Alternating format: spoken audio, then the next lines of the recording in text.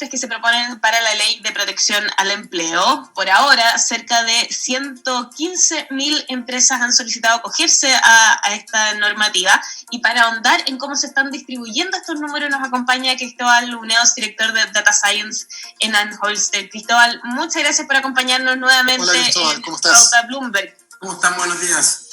Muchas gracias. Muy bueno. Todo bien, te vemos ahí desde tu oficina a partir de ahora. Ya vamos a empezar a ver esa imagen cada vez más seguido, yo creo, en nuestros panelistas y entrevistados. Así es, aprovechando que se puede salir de la casa. Efectivamente, sí. Cristóbal, estábamos hablando de la Ley de Protección al Empleo. Se está tramitando una flexibilización, pero hasta el minuto hay muchas empresas a las que se les está empezando a agotar ya el tiempo. ¿Podemos hablar de cuántas empresas en este minuto van a tener que solicitar una prolongación? Lo que pasa es que el primer pago es un punto que ha estado en la discusión en el Congreso. El primer pago se hizo el 30 de abril. Claro. Y hay dos tipos de modalidades, ¿no es cierto? Si yo tengo contrato indefinido, contrato a plazo fijo, y los contratos a plazo fijo tienen menos pago que los indefinidos, es un tema que está siendo discutido eso ahora, pero la gran mayoría, el 85% de los trabajadores que se han acogido a esto han sido indefinidos. La proporción en el mercado laboral es como 65-35, pero mucho más indefinidos han ido a esto que plazo fijo. Por lo tanto, la extensión para la gran mayoría todavía no es tema, probablemente a fines de este mes va a ser tema, ¿no es cierto? O el próximo, pero todavía no ha sido tema. Pero lo que sí ha pasado, y eso de las estadísticas agregadas no se puede observar, es que hay empresas que postularon al beneficio el 30 de abril, pero hoy día ya no lo están usando. ¿Ya? Entonces, ¿y eso significa que los han recontratado o se ha despedido? No lo sabemos. No sabemos todavía, pero nosotros estamos haciendo un análisis y hay 188 empresas que, habiendo usado el beneficio el 30 de abril, en la última publicación de la ley del 7 de agosto, que es la base de datos pública con las empresas, ¿no es cierto?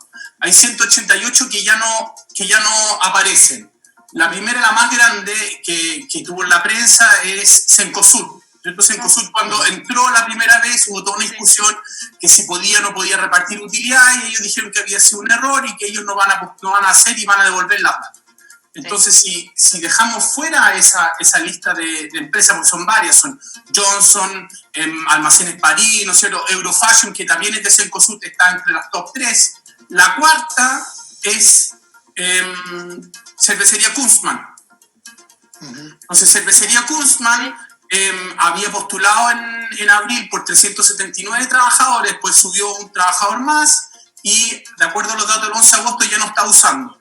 Hace como 2 semanas salió una nota en la prensa de que Cervecería Kunstmann se estaba reinventando, yendo más a una venta online que en las tiendas.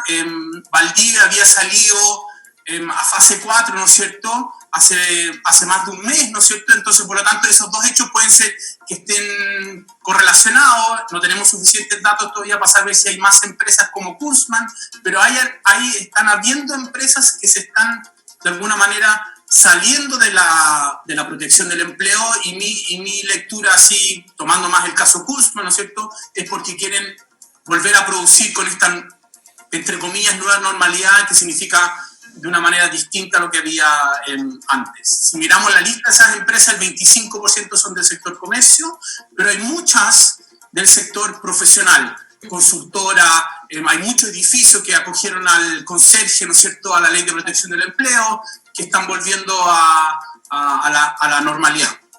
Claro. Cristóbal, ¿qué lectura puedes sacar? O sea, 188 empresas, ¿no? De 117.000, son muy poquitas. Exacto, es una cifra muy pequeña. Muy pequeña, pero es una pequeña señal de hacia dónde puede ir esto. Porque si yo miro esto mismo, el 28 de junio, que es la última vez que habían publicado datos, habían solo 12 empresas. Entonces pasamos de 12 empresas a fines de junio a 188 a principios de agosto. Como tú bien dices, son muy poquitas empresas todavía, pero puede ser una primera señal de una vuelta a la producción de una manera distinta. ¿Pero qué lectura se puede hacer de los sectores o las industrias que no están en esas 188? Bueno, esa es una muy buena pregunta. Por ejemplo, el sector que no está es alojamiento y comida. Ya, ninguna de esas se recupera todavía. Ninguna de esas se recupera todavía y por lo tanto este es un sector que le va a costar más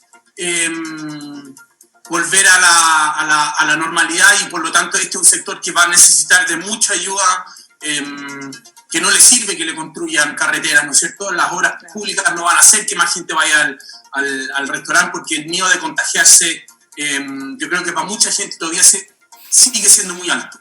Sí. Ahora vayamos a la distribución territorial de estas empresas, Cristóbal, porque sé que tienen un análisis de cuáles son las comunas que concentran el mayor número de empresas acogidas a la Ley de Protección del Empleo. Sí, en general son comunas grandes, ¿Ya? Las Condes, Providencia, Puente Alto, y comunas donde hay mucho sector comercio todavía. Entonces, esas comunas tienen más empresas acogidas, ¿no es cierto? Providencia, Las Condes, Santiago Centro, Puente Alto un poco más. Los datos son un poco más complicados de mirar porque hay muchas empresas que tienen filiales que no reportan. Claro. Entonces, claro, Dominó tiene muchas sucursales en Santiago, pero es solo un route. Entonces, a mí me aparece en Santiago, pero no me aparece en Providencia, Las Condes y Puente Alto. Entonces, hay una dispersión. ¿También están acogidos? No, Dominó no, es un ejemplo que yo hice nomás, o probablemente sí, en realidad no he chequeado. podría ser por Podría la ser. naturaleza, claro, del rubro. Ahora, pero mucho donde está el sector comercio y alojamiento y comida, Providencia es un sector muy afectado. La reapertura del Costanera Center, ¿no es cierto? Yo creo que apunta un poco a que las tiendas vuelvan a encontrar una nueva forma de convivir con esta pandemia. Sí. Tú hablabas hace un tiempo sobre los desafíos de las empresas en esta etapa de transición, sobre todo las empresas acogidas a la Ley de Protección al Empleo. ¿Cuáles son esos desafíos, más allá de empezar a operar para poder tomar la decisión de recontratar o lamentablemente tener que despedir a la gente? Claro, un desafío es el sanitario. Y yo pienso siempre en comercio, alojamiento y comida, que son como los sectores los dos más afectados, que es de alguna manera reinventarse junto al consumidor, porque el consumidor tiene que entender que su experiencia ahora de ir a comprar o comer o alojarse en un hotel va a ser muy distinta producto de la crisis sanitaria. Entonces tiene que asegurarle al consumidor que esto va a ser distinto. Yo pienso un poco en lo que está pasando con la NBA en Estados Unidos, ¿no es cierto? Que inventaron todo un mundo paralelo, una burbuja para poder seguir funcionando. Eso no es replicable en el comercio y alojamiento de comida, pero sí van a tener que inventar un propio mundo donde la persona va a poder ir y consumir de manera segura. Y en algunos sectores se pueden reinventar con el e-commerce, ¿no es cierto? Bill Gates en su entrevista al Economist decía que la contribución de la tecnología había sido más que el control del coronavirus, el e-commerce, ¿no es cierto? Y Zoom y Netflix, ¿no es cierto? Pero entonces se han reinventado con el e-commerce, pero algunas no se pueden reinventar con el e-commerce. Es muy caro también. ¿Cómo?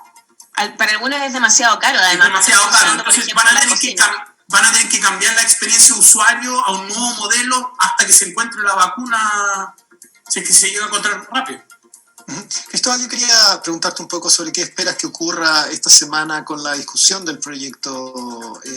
Yo sé que igual tú estás en el data science, pero también sigues el tema político. Yo creo que se va a aprobar la ley. Hay algunos puntos que están en discusión. Hay un tema sobre las trabajadoras de casa particular, si van a entrar al seguro de Santiago o no. Me hace sentido que entren. Hay una discusión de cuánto va a ser el aporte del Fondo Solidario. Eso yo creo que es un tema que se va a zanjar y yo creo que la ley se va a aprobar para empezar a pagarlo. Puede ser. No, los mundos políticos a veces tienen ciertas incertidumbres, ¿no es cierto? Y por lo tanto, pero yo creo que lo importante y para la gente es que se va a aprobar y más gente va a poder acceder al seguro. Claro.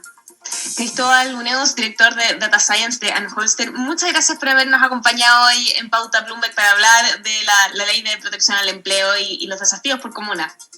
Muchas gracias. Que estén muy bien, buena semana. Igual, buena semana. Los negocios están en Pauta Bloomberg.